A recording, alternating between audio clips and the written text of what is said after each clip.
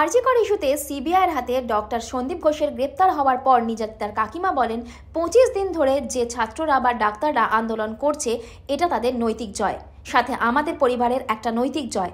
আমাদের মনে হচ্ছে যে বিচার ঠিক পথে এগোচ্ছে এবং আমরা সুবিচার পাবো। আমাদের এও মনে হচ্ছে এই ঘটনার পিছনে যে সমস্ত রাঘব বোয়াল আছে তারা একসময় গ্রেপ্তার হবে।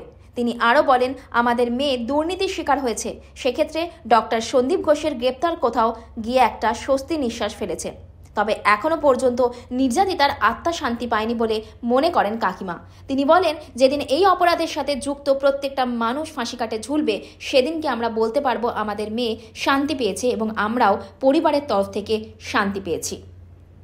পরিবারে যারা আছি সবার তরফ থেকেই আমি বলছি, মানে বার্তাটা দিচ্ছি যে যারা যেই ছাত্ররা যেই ডাক্তাররা আজকে আন্দোলন করছে টানা ২৫ দিন ধরে, এটা তাদের নৈতিক জয়, সাথে আমাদের পরিবারেরও একটা নৈতিক জয়। আমরা মনে করছি যে আমরা বিচার ঠিক পথে এগোচ্ছে এবং আমরা সুবিচার পাবো। সিবিআই প্রতি আস্থা আছে? হ্যাঁ, নিশ্চয়ই আস্থা আছে। মনে হয় কি এবার আরো রাঘব বোয়ালরা ধরা পড়বে? হ্যাঁ, তা তো নিশ্চয়ই, আমরা তো সেই আশাই রাখছি যে রাঘব বোয়াল ধরা পড়বে। অবশ্যই অবশ্যই একজন ধরা পড়েছে, এরপর আরও নাম আসবে, আমরা সেই অপেক্ষাতেই দিন গুনছি।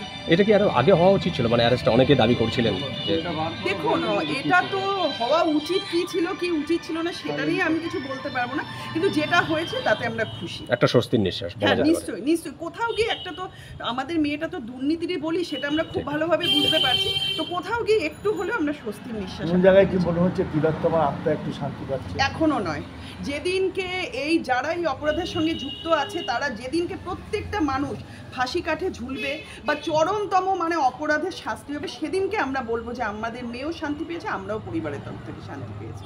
ঠিক আছে দিদি, থ্যাংক ইউ। ম্যাম একটু হিন্দিতে বলে দিন না প্লিজ।